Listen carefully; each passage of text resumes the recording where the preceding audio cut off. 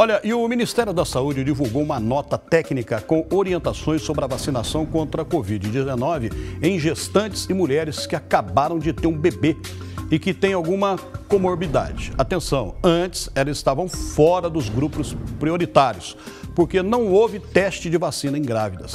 Mas o governo avaliou o risco da doença é maior que os possíveis efeitos colaterais.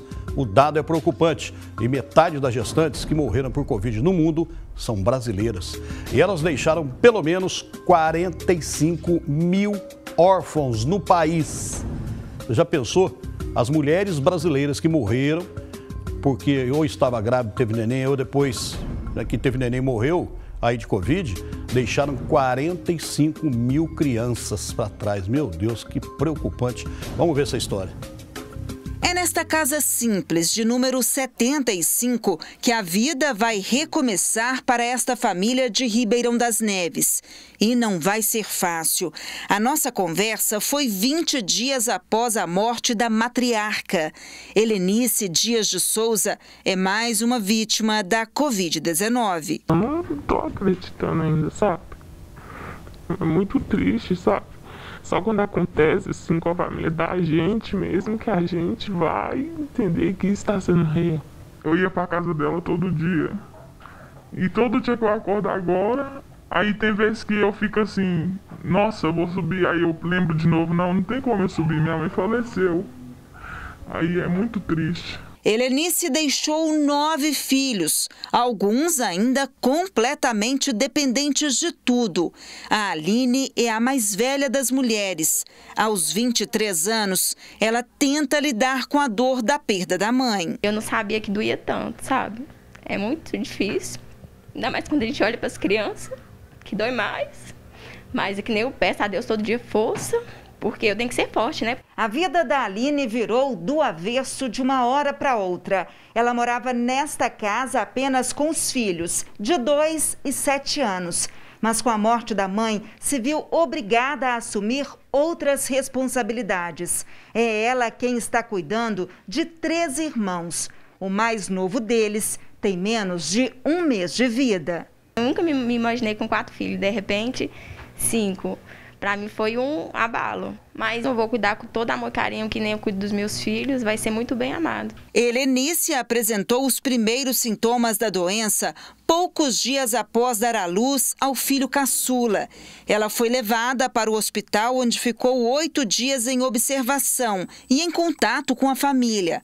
Ora chegavam mensagens animadoras. Eu amo seu estudo, tô com saudade. Em nome de Jesus. Até terça-feira eu saio daqui. Outras vezes, as notícias traziam preocupação. Hoje eu estou tão cansada. Misericórdia, não estou aguentando. Na última conversa dela, o último vice por último, eu perguntei ao Mames, como é que a senhora tá? Boa noite. Ela só mandou assim, melhor. E ela já, naquele momento, ela já não estava aguentando mais nada. E, querendo falar com a gente todo momento que estava sendo forte. Não queria passar tristeza para a gente. A doméstica precisou ser entubada e acabou morrendo cerca de 24 horas depois. É olhando para o céu que a filha dela, de 3 anos, busca explicação para a ausência da mãe. A gente fala que ela foi morar no céu, que ela virou uma estrelinha, que agora todo dia de noite ela fica dando tchau pra ela. Para esta psicóloga e pesquisadora do direito da criança e do adolescente, por mais difícil que seja, a verdade não deve ser escondida. Quando se trata de luto com infância, é sempre muito importante acompanhar como que a criança está lidando com aquilo, para que ela consiga entender o que está acontecendo. Nunca é legal falar mentira, de que vai voltar ou de que foi viajar e que daqui a pouco volta, porque a criança, né, quando ela começar a entender, as coisas não vão encaixar. E essa fantasia, apesar de uma etapa da infância viver no mundo da fantasia, essa fantasia em relação à morte a gente precisa quebrar. Pelo menos 45 mil crianças e adolescentes de todo o país perderam o pai ou a mãe durante a pandemia, segundo o IPEA, Instituto de Pesquisa Econômica Aplicada. A ausência dos pais traz um trauma muito grande para as crianças, mas os danos podem ser menores se os órfãos forem acolhidos em lares cheios de afeto. importante é que ela se sinta acolhida, que ela se sinta amada, que ela esteja em um lar que a reconheça enquanto sujeito de direito, um lar que traga proteção, que traga afeto, né? Do início da pandemia até o primeiro trimestre deste ano, só em Minas Gerais, perderam a vida 72 gestantes vítimas da Covid-19. Este médico, presidente da Federação Brasileira das Associações de Ginecologia e Obstetrícia, fala da gravidade da situação. Pra vocês terem ideia, metade das grávidas que morreram de Covid no mundo são brasileiras, né? Então é um dado que chama muita atenção.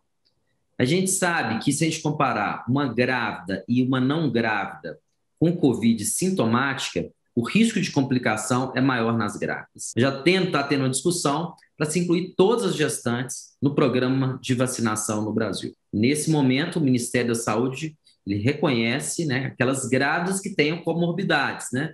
Que entram em outros grupos de risco, né, e outros grupos prioritários, as hipertensas, obesas, cardiopatas. Helenice fez o pré-natal e, segundo a família, tomou todos os cuidados no combate à pandemia durante a gestação. Ainda assim, acabou se tornando mais uma vítima do coronavírus. A gestação dela foi tranquila, ela estava se cuidando, chegava aqui em casa, nem pegava nos meninos, olha, não tem que lavar a mão, não encosta em mim, todo momento, toda atenção. Que nem eu falava com ela, todo cuidado é pouco. A orientação para gestantes, mantenham seus consultas de pré-natal, mantenham os seus exames de acordo com a orientação médica, né? E a gente tem armas para isso, né? A telemedicina é uma opção nesse momento, a forma de atendimento nos consultórios, né? Evitar salas de espera mais cheias, né? Então a gente tem que se adequar a esse momento. Mas uma perda de uma mãe dessa forma, isso é uma ferida que nunca vai cicatrizar na nossa sociedade. A Aline não trabalha e nem teria como. Recebe apenas o benefício do Bolsa Família e ainda precisa pagar aluguel.